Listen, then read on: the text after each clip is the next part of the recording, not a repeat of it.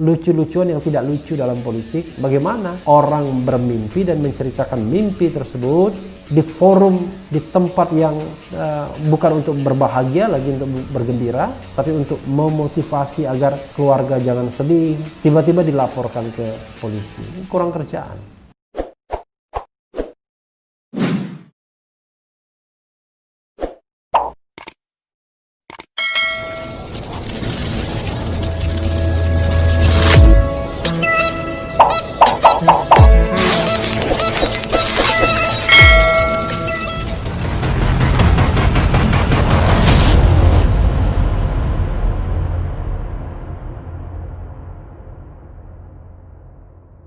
Assalamualaikum warahmatullahi wabarakatuh, Sobat Era sekalian. Jumpa lagi kita di channel yang keren ini, Keren Cadas. Kali ini saya masih mau mengubar soal bukan Habib Rizik ya, tapi Babe Haikal Hasan ya, yang dilaporkan ke polisi karena mimpi.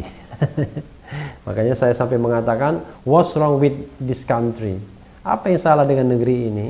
Sampai-sampai kemudian perkubuan politik itu membuat hal-hal yang nggak masuk akal seperti ini ya, yaitu melaporkan mimpi ya, mimpi pun dilaporkan. Tapi kendati begitu, ada berita yang mengatakan polisi selidiki unsur pidana di mimpi Haikal Hasan bertemu Rasulullah. Rupanya di entertain juga paling tidak ya, sedikit ya. Kita bacakan coba. FIFA, Kepolisian Daerah Metropolitan Jakarta Raya mengakui pihaknya telah menerima laporan terhadap Sekretaris Jenderal Habib Rizik Syihab Center HRS Center Haikal Hasan.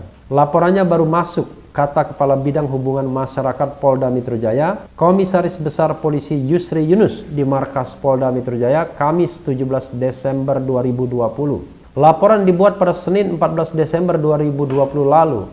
Karena laporan baru masuk, lanjut Yusri, maka penyidik kini tengah melakukan penelitian terhadap laporan tersebut. Sementara masih diteliti oleh peneliti katanya.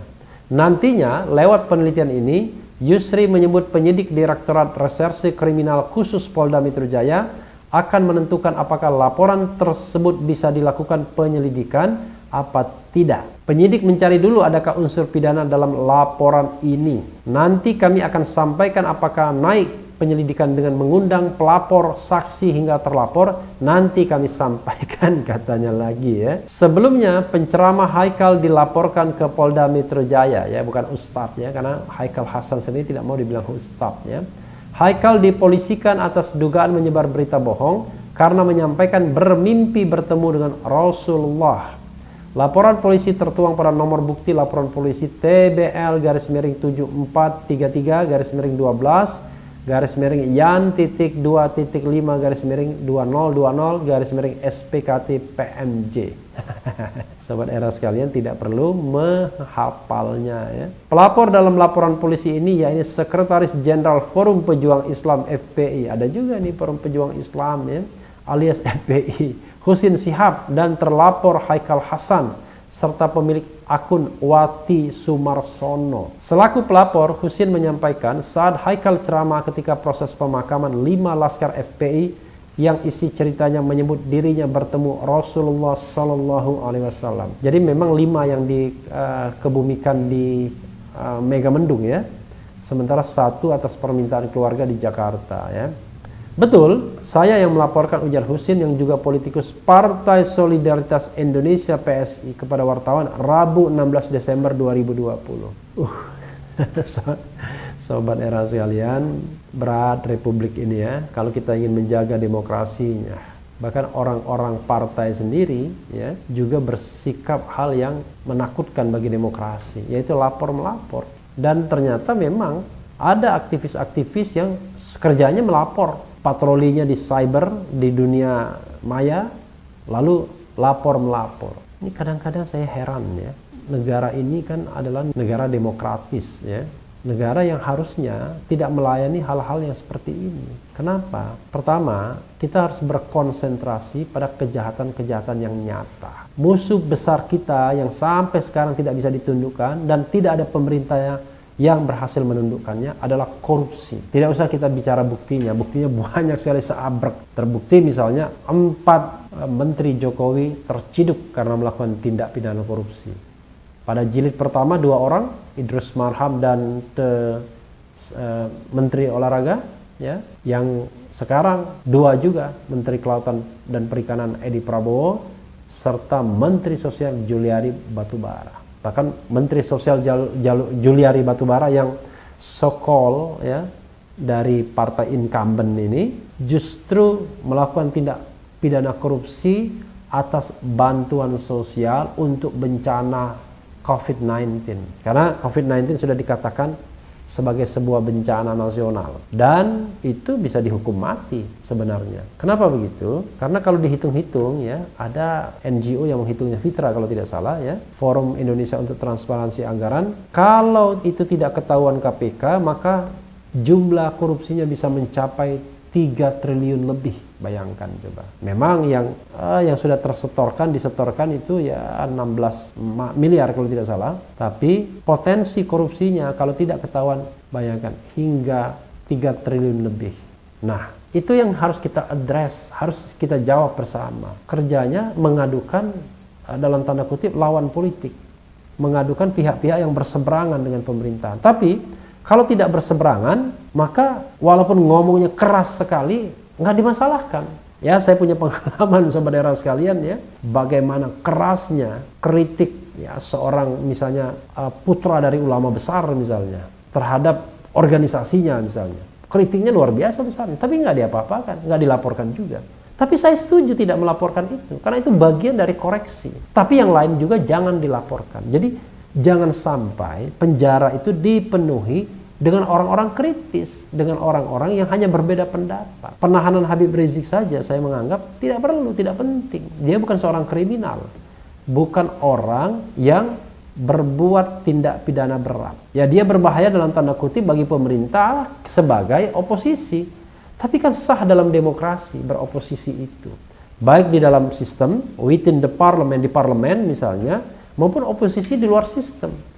Apa yang dilakukan Habib Rizik dan FPI-nya itu adalah beroposisi di luar sistem. Channel ini pun misalnya menyampaikan hal-hal kritis, itu beroposisi di luar sistem juga. Sambil mengajak diskusi masyarakat berpikir jernih, berpikir rasional, berpikir cerdas, juga menyampaikan kritik. Misalnya, pemerintah harus lebih aware dengan pemberantasan korupsi misalnya. Pemerintah harus lebih aware dengan kebebasan masyarakat untuk menyampaikan opininya. Jangan sampai kemudian korupsi tidak diberantas, tapi yang diberantas orang yang mengkritik korupsi. Aneh kan? Koruptornya tidak diberantas, tapi para pengkritik korupsi yang kemudian diberantas. Jadi, penegak hukum yang harusnya melindungi dan mengayomi masyarakat hanya sibuk membidik orang-orang yang berseberangan dengan pemerintah, yang kerjanya dalam tanda kutip, ya, ini kayak satir, tragedi. Walaupun bukan tragedi kemanusiaan, tapi tragedi politik, tragedi cara berpikir, tragedi lucu-lucuan yang tidak lucu dalam politik. Bagaimana orang bermimpi dan menceritakan mimpi tersebut di forum, di tempat yang bukan untuk berbahagia lagi, untuk bergembira, tapi untuk memotivasi agar keluarga jangan sedih, tiba-tiba dilaporkan ke polisi. Kurang kerjaan. Saya, sobat era sekalian, ya, termasuk orang yang tidak pernah mengendorse lapor-melapor kalau itu bisa direkonsiliasi. Kecuali itu sebuah tindak pidana, misalnya terbunuhnya 6 laskar FPI. Itu menurut saya jauh lebih penting untuk kita lihat transparansi proses penyelidikan dan penyidikannya ketimbang mengurusi hal-hal seperti ini. Tapi ya tidak apa-apa, saya tetap membacakan sebagai sebuah pembelajaran bahwa beginilah, ya kan, what's wrong with this country. Apa yang salah dengan negeri ini? Ya, sahabat era sekalian, mudah-mudahan Babe Haikal Hasan tidak perlu dipanggil untuk klarifikasi, ya, menceritakan mimpinya seperti apa, lalu look Rasulullah seperti apa yang nanti akhirnya akan memunculkan kontroversi juga. Lebih baik beliau beraktivitas karena beliau adalah orang-orang produktif, orang-orang cerdas, orang-orang yang berpikir, yang memberikan kontribusi pencerdasan kepada masyarakat. Dan tak sepantasnya orang-orang seperti ini harus mendekam di balik jeruji hanya karena laporan-laporan seperti ini. Ya, Sobat Era sekalian, tetap di channel ini, karena di channel ini Anda akan dirayu, ditipu, dibaperin, dicecar, diuber pula di jalur khusus. Karena channel ini adalah channel yang mengancam, memeras, dan membenci. Jangan lupa subscribe, like, comment, and share. Cheers!